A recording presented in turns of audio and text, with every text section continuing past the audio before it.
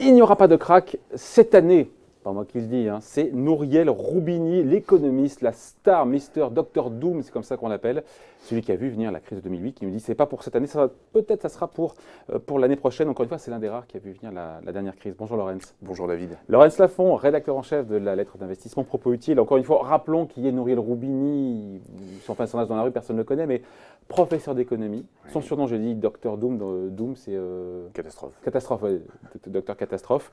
C'est quand même le mec qui, en septembre 2006, devant un parterre de gens du FMI, nous dit aux États-Unis, il y a un problème avec l'immobilier, il va y avoir une crise, il y a une bulle. Et voilà. Et donc, après, il a vu aussi… Ouais, petit bémol quand même. Non, il a aussi prévu qu'en Europe, ça allait déconner un peu. Il y a un dicton qui dit « le marché prévoit toutes les récessions, même celles qui n'ont pas eu lieu ». Il est un peu comme ça. Hein. Ouais. Il s'est planté aussi en 2006, il l'a dit, mais il le disait aussi en 2004. Bon, il faut avoir un timing aussi, annoncer la catastrophe. Quoi, toi, t'as vu venir une crise, toi? Bon. Pourquoi pas.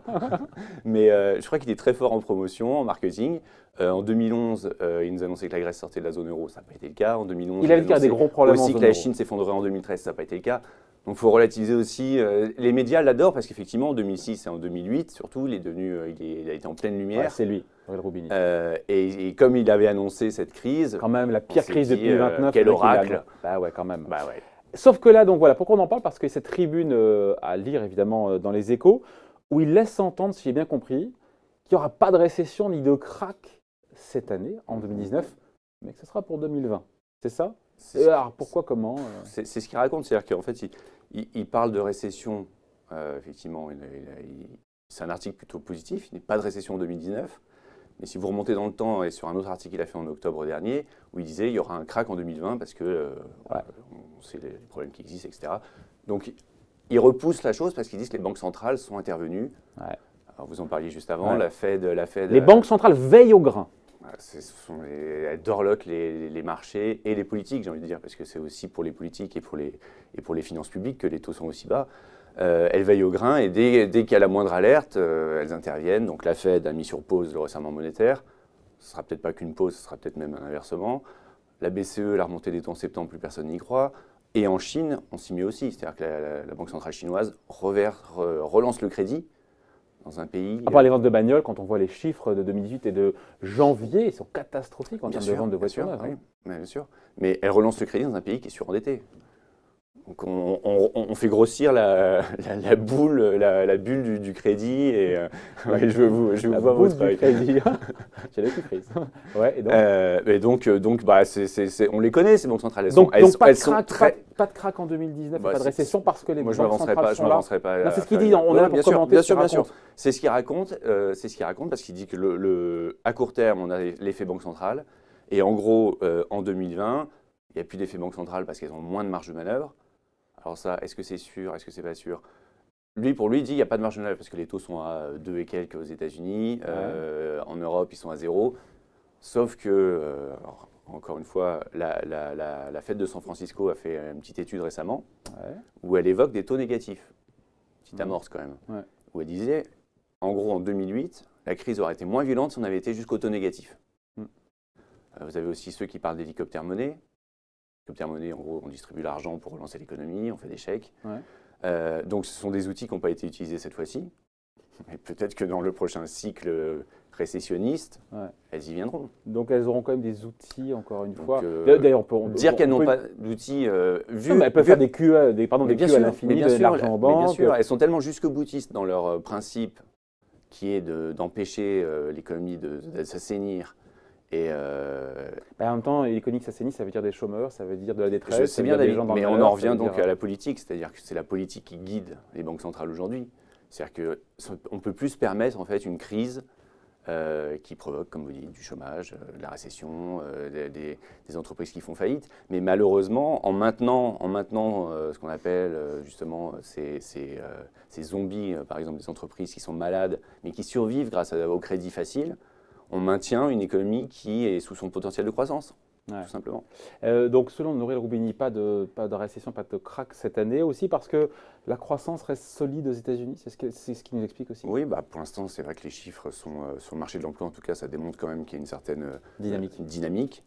Il y a eu effectivement un chiffre mauvais sur les ventes au détail, mais on peut le relativiser parce que c'est pendant le shutdown, donc vous savez qu'il y a la collecte des données qui est faite par des fonctionnaires. Vu qu'ils ne travaillaient pas, les chiffres ne sont peut-être pas très fiables parce que la plus forte baisse des ventes de détail depuis 10 ans, personne n'y a vraiment cru sur cette annonce. Ouais. Donc globalement, oui, l'économie américaine ralentit, mais il n'y a pas encore de grosses alertes, pas comme en Chine en tout cas. Ouais, et il nous dit aussi que, selon lui, Nouriel Roubini, Dr Doom, que la Chine pilote bien son économie. C'est ça aussi qui explique qu'il n'y aura pas de récession et de krach. Oui. C'est ce qu'il nous dit. C'est pas ce qu'il disait il y a 5 ans. C'est vrai. Bah non, puisqu'il nous a annoncé il y a 5 ans qu'elle était en surcapacité, qu'elle était à 2 doigts de s'effondrer. La Chine pilote bien son économie, oui, on peut dire pour l'instant que c'est le cas. C'est la planification un petit peu forcée avec une croissance forte. Maintenant, c'est pareil, vous glissez le problème de la dette continuellement sous le tapis. Là, ils relancent le crédit, ils ne savent pas faire autre chose que ça. C'est-à-dire qu'ils relancent l'investissement dans les infrastructures alors que le pays en déborde.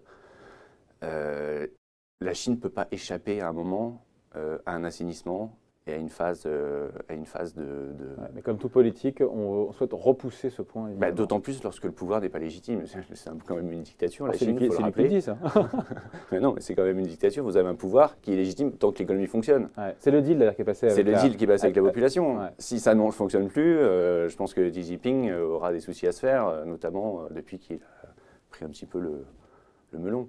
Bon, et donc selon Nouriel Roubini, le décrochage éventuel des marchés, il serait plutôt sur 2020. Comment il nous dit ça? Pourquoi? Parce qu'il nous dit quoi? Que les marchés restent chers, c'est ça? Il nous dit quoi? Qu'il y a des boîtes qui sont quand même très endettées, qu'avec des hausses de coûts de financement… Disons en toile de fond, on parle des problèmes donc, de surendettement, etc. En toile de fond, vous avez des marchés qui restent historiquement chers, c'est vrai. Malgré la correction, vous me direz, on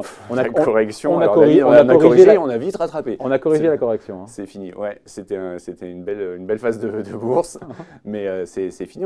Les valorisations, l'année dernière, les valorisations en termes de PER pour le marché mondial ont baissé parce qu'il y a eu forte hausse des bénéfices des entreprises américaines. Ouais. Chute des cours. Mais chute des cours, donc un effet positif pour les valorisations. Par bénéfice. Exactement. Division. Maintenant, l'effet, il est un petit peu artificiel puisque c'est les baisses d'impôts qui ont alimenté les 20% de croissance.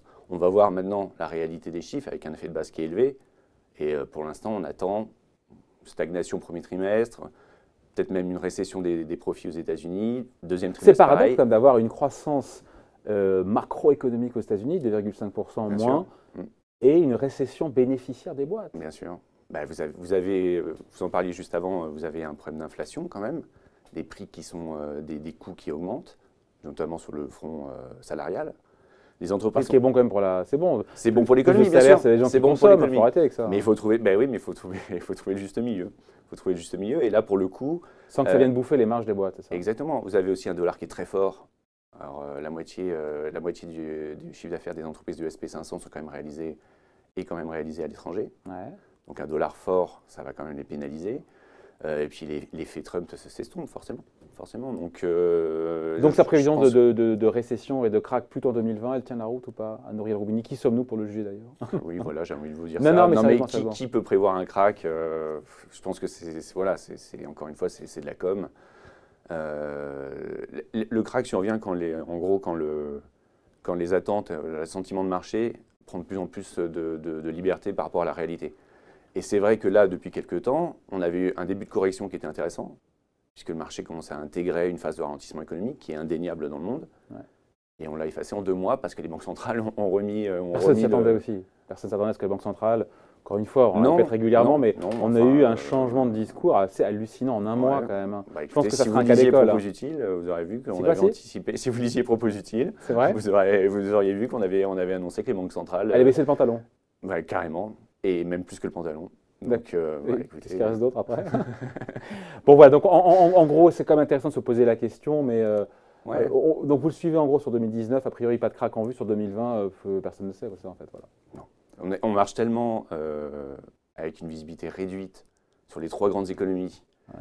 Et avec des marchés… Tout le monde ralentit. Que nous disent les boîtes? Est-ce qu'il y a un décalage ou il y a un énorme décalage. Une espèce de synchronisation entre ce que nous disent les boîtes quand elles publient des bons résultats, revus à la baisse sur le premier trimestre 2019, mais on ne les a pas encore, c'est des estimations, et sur les prévisions, qu'est-ce qu'ils nous disent les chefs d'entreprise français, américains, des grosses boîtes cotées? Vous parlez beaucoup des banques centrales qui ont relancé les marchés en janvier, mais ce sont aussi les entreprises, les résultats d'entreprises qui ont soutenu la cote. puisque Bon que ce soit résultat aux États-Unis et en Europe, les résultats étaient bons, effectivement. Par rapport aux attentes, c'était plutôt bon. Et le discours même des dirigeants était positif. Maintenant, ce sont les résultats du 4e trimestre, c'est dans le rétro. Le ralentissement, il a pris forme au tournant de l'année. On va voir au premier trimestre ce que ça donne. Et c'est vrai par contre que le discours… Enfin, les attentes ne sont pas très fortes. Hein. On me dit, oui, c'était confirmé que sur le premier trimestre, ouais, je vous on disais. attend quasiment 0 de croissance bénéficiaire aux États-Unis. Oui, et en Europe, on est encore à +3, mais ça a été divisé par 2 en un mois.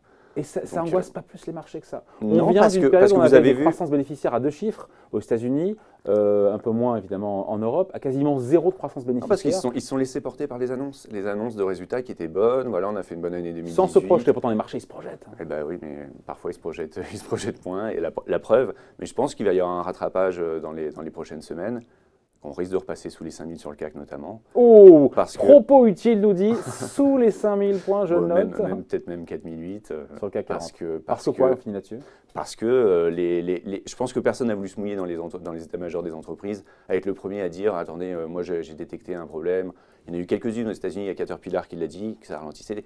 Les plus sensibles le disent en termes de cycle, elles ne peuvent pas l'éviter. Mais vous allez avoir progressivement des annonces. Et d'ailleurs, si vous regardez les dividendes, les dividendes ont été globalement gelés et n'ont pas été augmentés. Si vous êtes si confiant, vous augmentez les dividendes comme traditionnellement de 4-5%. Ah tiens, pas de hausse de dividendes. Capgemini qui était positif n'augmente pas son dividende. Quel temps fera-t-il ce week-end? Lisez la lettre d'investissement. Ça va se faire très beau, je peux même me mouiller. Je suis prêt, je suis dans le même sens. Hein. Allez, merci pour cette explication. Laurence Lafont, donc rédacteur en chef de la lettre d'investissement. Propos utile, merci.